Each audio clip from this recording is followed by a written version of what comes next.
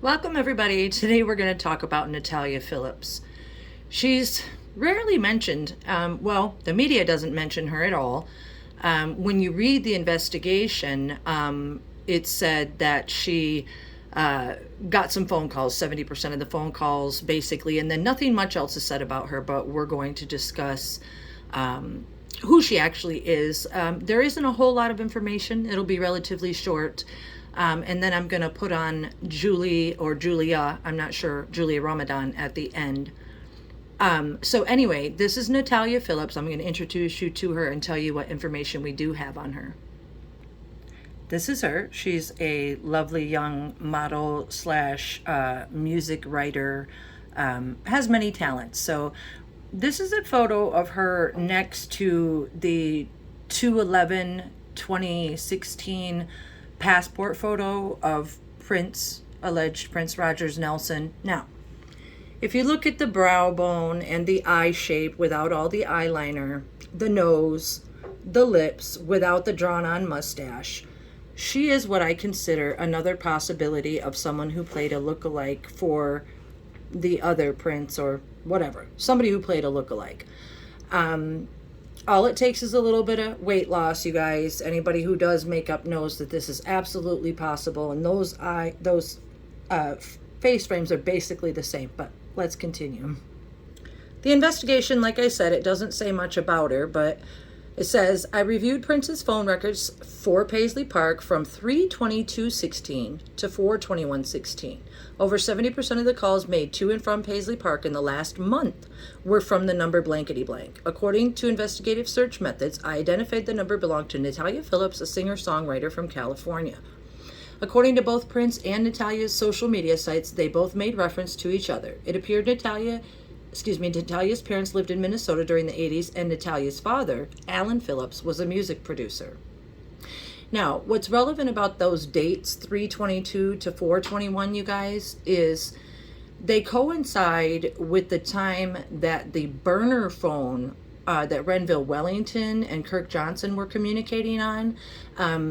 There was a remembrance of Christ at the K Hall in Minnesota, and it is alleged through Kirk and others that Prince flew back from Canada to attend the Kingdom Hall Remembrance of Christ on 3/23. So the fact that these 70% of phone calls begin on 3/22/16 and run through 4/21, the day of the alleged death scene, 70% of the phone calls were being made to and from her. Okay, so that's really, really, really relevant because people are playing lookalike. So how is Prince going to be in all places at once, flying back from Canada and then going back up to the Live Nation concerts, I believe they were there in the beginning of 2016. That's where they picked up Canadian bodyguard Renville Wellington. So yeah, and the Go phone. But this is about Natalya Phillips. The former investigation narrative was that Prince and Natalya made reference to each other on social media. This is one of those, come on, take a sip, Natalya Phillips, Grenadine. So this Prince was promoting her song, Grenadine. So yeah, that's really all I could find. She's a songwriter, so isn't that handy? And guess what else? She's lovely, right, you guys? Beautiful hair, lips, face, okay? When someone's sitting at a piano and you see their slender hands and then you go and compare them to the other Prince photos that are out there with lookalikes, you'll see that those look similar, but it's such a lovely photo, isn't it? I want to give her props. Again, another photo, big brown eyes, big lips, lose a lot of weight, and put on a dark wig and dress yourself as Prince. More than that, I'll zoom in on this in a minute, you guys. This is her resume with Casting Frontier Online Casting Solutions. It shows pictures of her, and it says here that in film, on her bio, on social media, she takes credit for work as a featured actor on Prince's 31/21. Okay, not only that, under print work, she takes credit for Piano and a Microphone tour in 2016. So what does that mean? Why is she doing print work for Prince? Because she's a lookalike. Okay, so let's take a look at those photos, shall we? Oh, before we get there, her bio goes on to say that music videos that she's done, she was in A Million Days, principal actor, Musicology 2005, Prince Untitled 3121 as principal actor. Okay, so she lists all that on her bio, so it's not unheard of that I'm saying that she's acting as a lookalike. Here is a close-up of the piano and a microphone print work and one of her biopics side by side. Now, anybody that watched Prince Rogers Nelson for 39 years, like I did, knows that that face with that wig, that hair, that is not him. That is her or someone else dolled up like that, but I'm pretty sure this one's her because of the print work. Okay, you can see that that's not him. Take a good hard look. That's a lace front wig, okay? Now, again, we have more. If you look at him from the side and consider the weight loss, this is the best matchup I could do. So we're looking at the jawline and the lips, you guys. It's polyvinyl acetate over there, man. Look at the neck. Look at the eye shape. Look at the part of the nose that you can see in the lips and the jawline, okay?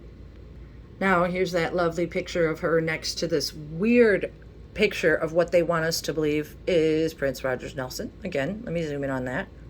Who? What? Seriously? Seriously? But when you look at the both of them together and you look that her face is almost like that, but it's a little more painstaking over here on this side. You guys getting my drift? If you watch my other videos, you know why there are lookalikes. Now, the tour itself, of course, was February 16th to April 14th, which is actually 1914 in reverse. But anyway, these are some of the print work as well, where you can see that it's either Kirky J or Natalya Phillips or possibly JRamadan, but it's not Prince Rogers Nelson. Okay? Like I said, there isn't a great deal of information on her, but I do have some emails that are pretty revealing. Just before any of this, though, Phillips, this is a piece of a media, appearing to the Old Globe Theater musical's production of How the Grinch Stole Christmas, Phillips then at age 10, this is Natalya Phillips at age of 10, made it on the radar of the casting director for Prince. The director cast her, it's highlighted in the middle, cast her in a number of music and film projects with the star. So that's what this piece of narrative that I was able to find said about that. So she is, you know, in cahoots with them, so that you know what I'm saying ain't off the wall, isn't. Is interestingly enough, she credits ping pong as one of her athletic abilities. You know, Prince was said to have played ping pong, so thought that was interesting. Now let's get to the emails. Phone calls, emails, whatever. Detective says on 11/21 he received AT&T subscriber records for the phone number confirming that the account user was Natalya Phillips, and then contacted her, and she said that she and Prince were friends and that they spoke often over the phone and email at the blankety blank account. Natalya, however, refused to speak with me any further, stating she did not feel comfortable talking to me. I observed Natalya sent Prince an email on 4/21 at 4:26 asking to talk. That was AM. There was no response from Prince.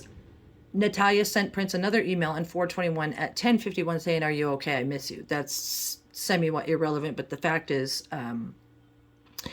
she says that she felt uncomfortable speaking with them after she did all this work with them and for them and was a songwriter, and 70% of the phone calls were made to, you know, to and from Paisley Park, and, you know, it's no wonder she felt uncomfortable. Now, you guys, if you follow the other videos, you can see here on 4/19 that the JR email, the Natalya Phillips, Stella Blue, and Meron are all emailing back and forth. Okay, Stella Blue is an alleged drug dealer in the investigation. So there's Natalya Phillips, Meron. Now, who is JR? The investigation tells us that JR is the email that former manager JRamadan set up, but Prince still used because he was trying to protect his identity. So anytime you see the JR, that's when the investigation wants us to believe that that is Prince emailing, okay? So we're going to say Prince. So JR is alleged, and I'm going to prove to you that it's not, but in the investigation, they tell us that JR is Prince. So they're all emailing back and forth, and I alleged in the other video that they were trying to get drugs, okay? Because then Meron or somebody asks for a pickup in the garage. Let's see if I have that here. Yeah, here it is. So on this other email, this is over on Meron Bakir's page. You can also see it's on 419. They're all talking. So you guys, you see how the names JR, Stella Blue, Meron Bakir, they're all the same as the email that I just showed you.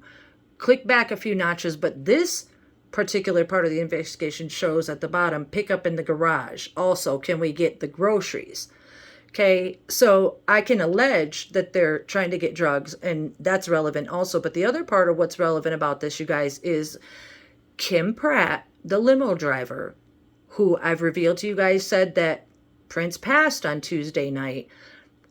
Said that she picked him up around 8, and then they went and drove around and did these various things. But then she says that he passed. Then the DEA found the drugs that were ascertained from Dr. Boo by Kirk on the 19th. They were in the trash can, discarded as if not needed on the 19th. So there's a lot of things going on about the 19th, and the fact that they're getting drugs with the alleged dealer Stella Blue here and using these emails that not one bit of it proves that Prince Rogers Nelson was getting or using drugs. Okay, but check out what Chris Gaither had to say about that JR email. Listen, you guys, I know that the sound isn't the greatest, but I work with what I have, and what he's going to say, well, here, I'll let you hear it. The manager that brought me on, Julia, but I mean, after she left, I think he stopped using that one because, you know, he didn't want her to be able to get into his business or know what he was going to be doing as far as, you know, business stuff because he let her go. Okay. The manager that brought me on, Julia, but I mean, after she left, I think he stopped using that one because, you know, he didn't want her to be able to get into his business or know what he was going to be doing as far as, you know, business stuff because he let her go. Now, he just said that JRamadan, the manager that brought him on, set up the email, and she says that she did that, and that they were all so concerned about Prince Rogers Nelson, allegedly, that they had all these fake scenarios, fake names, Peter Bravestrong, the JR email. But Chris Gaither, who is the one who says that Prince didn't use the elevator, he tells a lot of truths. He let us know that JRamadan was let go and that Prince no longer used that email. So for the whole media narrative and investigation to allege that that email, JR email, is from Prince is just, it's BS. It's BS. Let's carry on. So knowing that every email going forward, then we have JR at 8:03, the alleged last email from Prince to Phaedra Ellis Lampkins, where he allegedly gave permission for the $192,000 reimbursement. That's what that JR to Phaedra Ellis Lampkins is. And that's the last one that they allege that Prince made his very last email at 8:03. And even though it doesn't say the time, by following the investigation, you know. And then all the other emails are always incoming. See how it says JR right there in the middle? All those other ones are incoming after 8:03. So the JR never sends another outgoing email after that, which is really revealing as to what may have happened to the person who was playing JR. That would be JRamadan. Julie or Julia? I'll have to double check that. Let's call her Julia. JRamadan. She is a model. I don't have her bio history like I do with Natalya, but her Instagram had a bunch of pictures of her looking like Prince, and I'm going to prove to you that she was working as a lookalike also. You take a big pair of brown doe eyes, a certain kind of nose, and some big lips with a big divot, and put on a wig, and guess what? You can look like Prince. Okay, this is JRamadan, former business manager for Prince, who Chris Gaither just said was let go, and Prince did not use the email she set up anymore because he didn't want her in his personal business. This is her email on 8/14/13. She was way back. She was the business manager way back. Allegedly, they call them assistants business managers. They just give them all fancy names over there at the Double P Park, the other White House, the compound, the facility. Anyway, this is her pic Twitter, and it says, "Hi, I'm Prince." Now, Everybody at first glance that didn't stalk Prince for 39 years like I did may think, oh, there's Prince, but look closely after what I just showed you. Look at the eyebrow. That's not a man's eyebrow. That's a wig. She's introducing the fact that she is playing lookalike. And then down here at the bottom it says, JRamadan, Prince is tweeting now, obviously follow him. So, she's playing it off like she's, working for Prince and just having his back, saying, hey, it's having a Twitter and an Instagram now, so follow him, but check it out. I'm just going to tell you what the investigation said because there isn't that much to say. That's why I threw her in with Natalya. Ramadan, she identified herself as such, stated she was the manager from 2011 to 2013. She stated she was the manager while he was living in Los Angeles. Stated at the time she oversaw Kirk Johnson and made travel arrangements for Prince. She stated that she communicated with Prince by phone and email. She stated Prince's email account at the time was blank. They always blank it out because it probably doesn't say the email they want it to say, but Ramadan explained that she had set up that email and that's what she used to communicate with Prince. This is another side-by-side of a picture that the whole world knows as Prince Rogers Nelson next to a picture of her.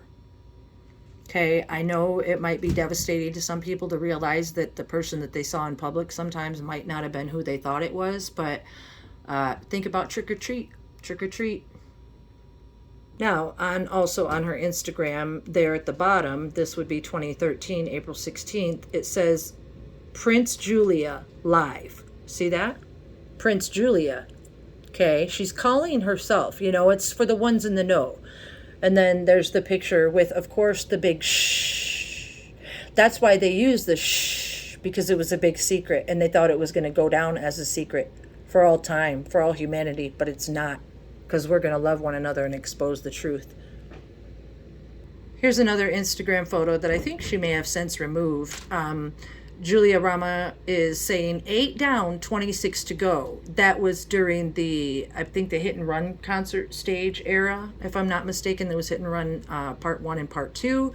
And then it says Prince and Third Eye Girl in the green room, which isn't that convenient because that's the room in the investigation that they called Prince's room, was the green room. And isn't it funny that every other talk show and everything refers to the people waiting in the green room? Must be something magic about Mr. Green Jeans. Here, she's tweeting from the Astoria, Chicago, which is interesting because that's where Deborah Johnson told us that Van Jones and Phaedra were trying to have all the cash concerts, even though the C3O, P3, whatever, C3PO status had expired. And they couldn't do the cash concerts, and Deborah Johnson said that Van Jones looked at her like, whatever, you're just an irrelevant peasant. And then that's why they moved all the cash shows to Paisley Park and did them after dark. Anyway, this is Ramadan tweeting from there in Chicago. Good morning, Chicago. No sleep binge continues. See you in a few, Brooklyn. So there, that was on, June 30th, 2013. This is another infamous picture of what the world wants us to think is Prince Rogers Nelson, but this is actually from her Twitter. This is her in a wig with a furry coat. You guys, again, the investigation doesn't say much about her because, this is what they had to say, and I'll just skim for what's relevant, that she said, bump it. I asked Ramadan about the phone number Prince used to communicate, and she said that she would call from the Beverly Hills Hotel or Paisley Park, that Prince didn't have a cell phone.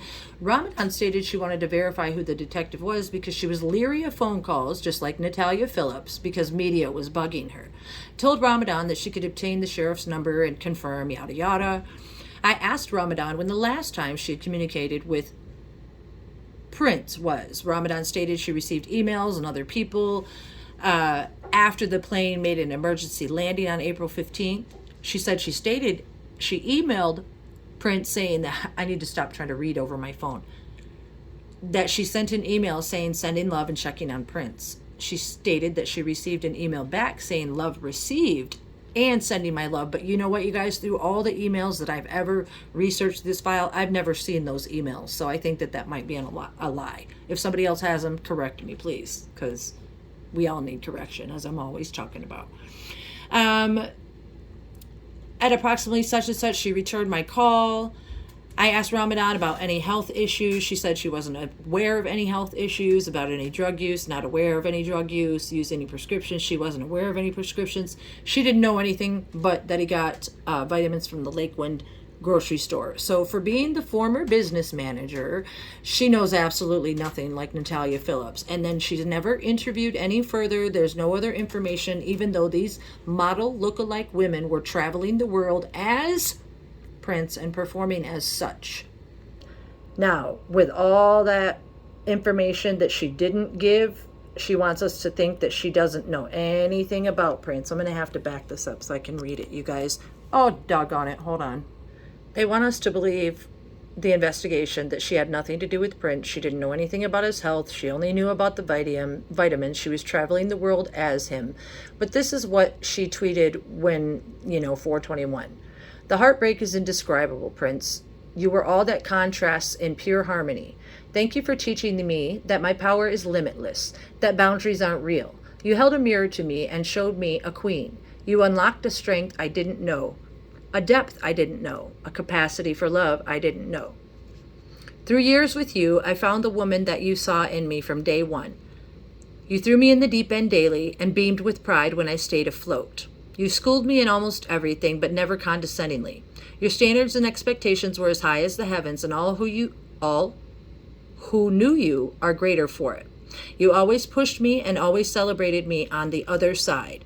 For every tear there was a hug. You taught me to never settle, never to take no for an answer. Your work ethic was awe-inspiring. You never got comfortable. You were constantly evolving, excelling, improving, and perfecting. Mediocrity didn't exist in your world. You generously shared all that you knew with those around you. I live every day through the lessons I learned with you. You were my mentor, but also my baby. I'd fearlessly stand up to any Goliath to protect you. For you taught me I was David. We laughed so much. Sometimes at your expense, sometimes at mine. You didn't take yourself too seriously, and I loved that about you. I think you did too. We made the seemingly impossible real. Spent some nights, red mornings, dancing, and others sitting in the kitchen talking about God. You made me omelets that I didn't ask for. I made you take your vitamins. We taught each other the ways of our hearts and found a space between us that was ours. I long to go back there, but I know you are free. We are free. You're taking care of me even now through the amazing family you brought me. My heart is in a million pieces, but I can rejoice in my grief knowing that you are home. Thank you. I love you. Now, I know my handiwork there was, lacking, but I'm trying to read these small letters. For someone who was interviewed, the email was set up. They based the whole investigation on the fact that this was Prince Rogers Nelson email, JR, that Chris Gaither said that he no longer used that email because she was fired. And then she writes that scathing, wonderfully feeling, touching goodbye that I don't think you can find on her Instagram anymore. I might be mistaken. But it sounds like she knows him pretty well and should have been interviewed a lot closer than she was. Don't you agree? I'm not going to get too much into detail on these emails because we all know by now that Theo London disclosed that Phaedra Ellis Lampkin said that she was from Silicon Valley and that when she needed to fix things in the computer, she would. This just goes on to say that the investigation shows that Prince's laptop continued to show activity from 416 to 418, primarily Twitter and Gmail access, about his Safari web search, yada, yada, yada. It's not real interesting, but Ramadan stated she communicated with Prince through the email account she had set up for Prince. And again, that goes completely in contrast to what Chris Gaither had said.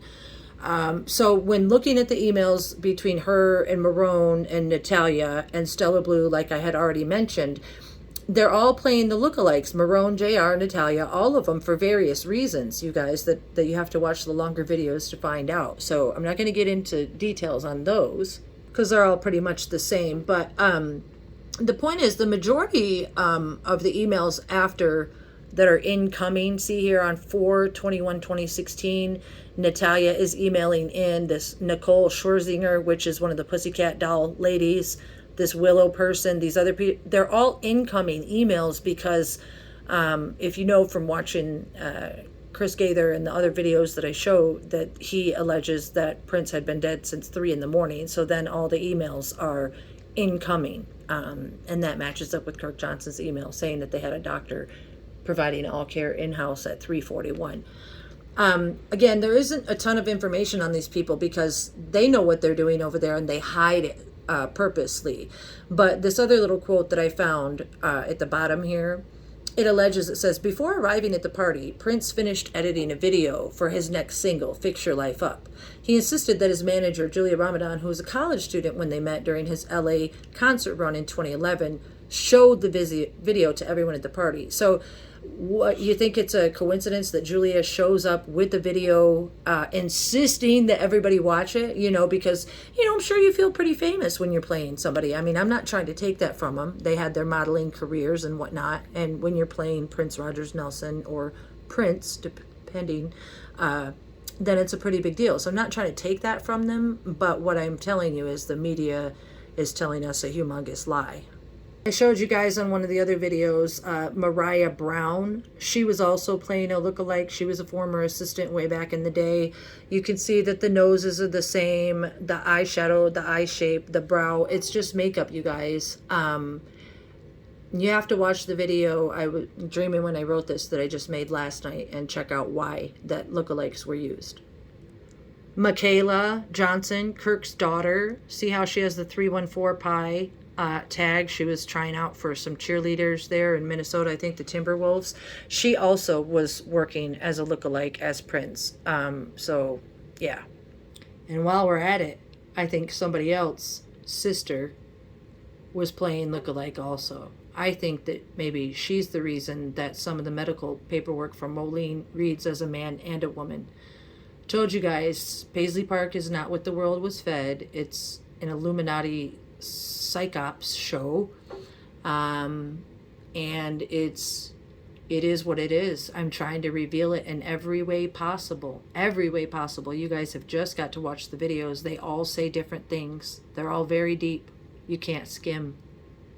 Speaking of Tyka, here's her investigative paperwork that the officer signed. What's interesting is he writes on top that Tyka, Tyka, was her social security number name, but her birth name was Tika, Tika. So that lets you to know that they're using other identities. And they have her name, Tyka Evine Nelson. They have it crossed out spelling Eve. So isn't that kind of a coinky-dink? Anyway, I wanted to point that out for those that did not know. Phaedra Ellis Lampkins is guilty. Meron Bakure is guilty. Dr. Boo is guilty. Before I go, let me introduce you to Amy Stubbs because I want to hit them all. Amy Stubbs, this is what we have to learn about her, you guys. I observed the Twitter site for Amy Stubbs was accessed at 12:12 by accessing the IP address. Let me back up for a minute. The officer is talking about the computer that they allege is Prince's. This was the night of Moline. They were talking about 12:14 to 12:15. So this would have been, the evening of 4:15 at 12:12 a.m. The officer said that he got on the laptop and at 12:12 that somebody signed on to Instagram, Gmail and Twitter were accessed. And it was Amy Stubbs tweeting this last picture of Prince at the Fox Theater. So that would let us to know that they were doing things on the plane. And like I've told you, there's multiple plane landings and everything else. So she alleges that this was the last photo of Prince, this stolen moment. That's what she tweets about. But the fact that somebody signed on to the computer that they say is Prince's at 12:12 and they were supposed to be on the plane having an emergency landing at that time lets you know a lot, doesn't it? Here she writes, my heart is broken. I've been a huge Prince fan since the 80s and just went to my 7th Prince concert last Thursday night in Atlanta at the Fox Theater. So she was there, which means she was on the plane with them and able to sign into the computer that they allege was Prince's as he was having an emergency landing from a drug overdose. Obviously, having no idea that the shows that night would be his last, they tried to be respectful of the no photos, no video policy, but a professional concert photographer was so hard for me. Plus, he actually shook my hand that night, so I had to shoot a little video from my spot at the front of the stage. Her picture was in this picture of Rolling Stone of the, looks like JRamadan probably from here. But what I want to show you guys, let me finish up here. my point about Amy Stubbs is Julia, Natalya, Meron, all the lookalikes. It's not enough information to make a video of their own for, so I'm putting them all in one. But what I want to touch base on here is this inverted triangle that they allege that this prince sex slave is making, the inverted triangle. And anybody who knows that that's an Illuminati type signal, that's why they're doing that, because that's not the one the world knew as Prince Rogers Nelson. Do you know anything about the inverted triangle?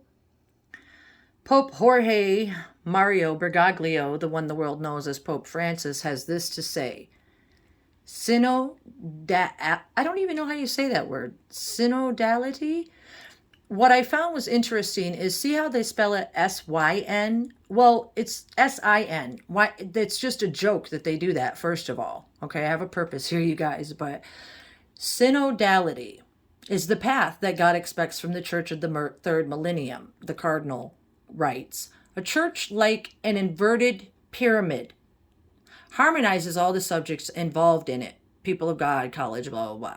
So he himself, and this was just this year, he's promoting this synodality, sorry, but the inverted pyramid, that's my point. Over here again in this other message, which I'm not going to get into, he speaks on the context of the upcoming synod on synodality. So I don't know if I'm saying that right or not. I don't care. Anyway, you guys know my teachings on who he is and what he is trying to accomplish. They are trying to accomplish the Vatican and the one world religion, Chrislam movement, all of that. They're trying to establish a one world religion where they say that they all believe in the same God, but it's not. It's actually quite the opposite. They are gonna, there's talk of them wanting everyone to bow down to the same Jesus Christ, whatever, I'm not sure. But the fact is, if you watch the dream, and when I wrote this video, you guys, I explained this verbatim, and I don't want to get into it here because I'm trying to keep it brief. They keep a statue of the largest pine cone statue in the world over there. The pine cone represents the pineal gland, and that represents your intellectual property. Now, by doing this religious freakazoid show that they're trying to pull, by controlling you religiously, that makes them want to control the intellectual property. Intellectual property, you guys, refers to creations of the mind, everything from works of art to inventions, computer programs, trademarks, commercial sign.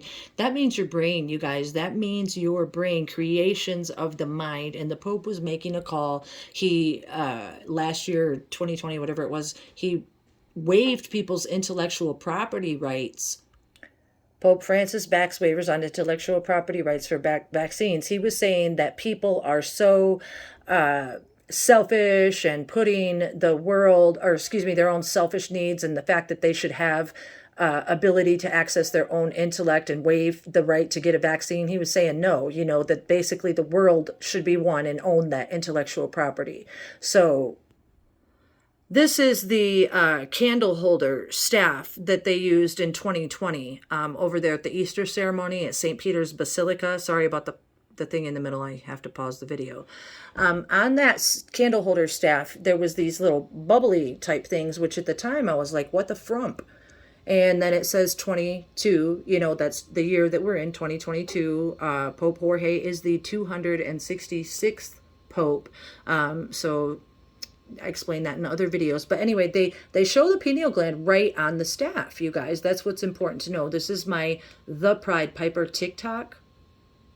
Now remember, the Pope with the pine cone staff, they carry the pine cone, which represents the pineal gland, which is the third eye, which is why Prince Rogers Nelson was always singing about it. It's why they call the band the Third Eye Girl. It actually spells out George. We've talked about that elsewhere. George is a cold word. But anyway, pineal gland.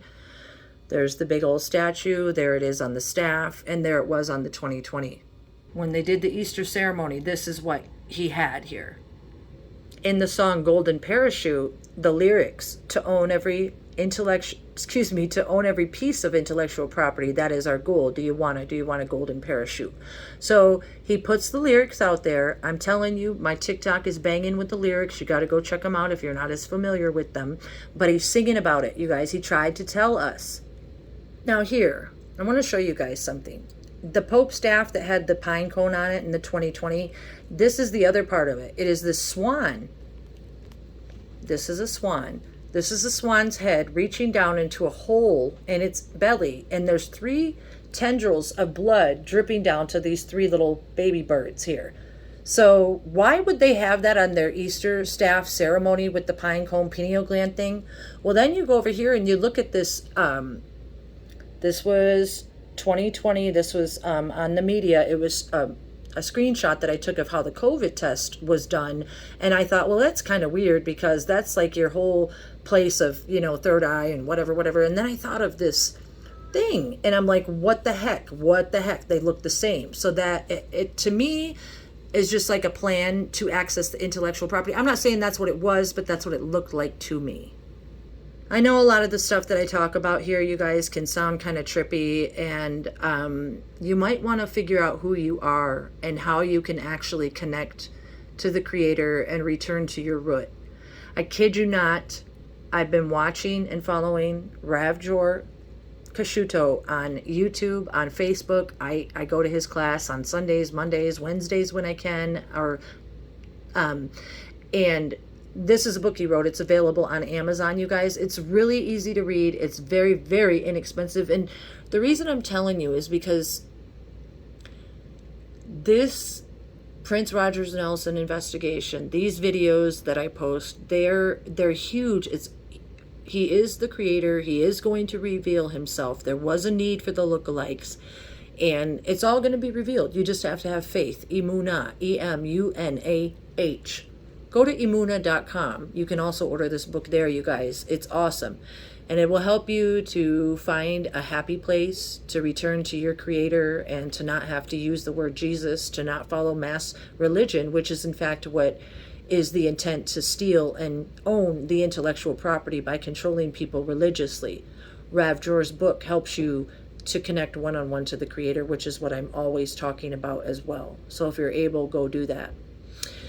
That's it for now. Thank you guys so much, and I'm trying to put it all out there and make it easy for you guys. I love you bunches.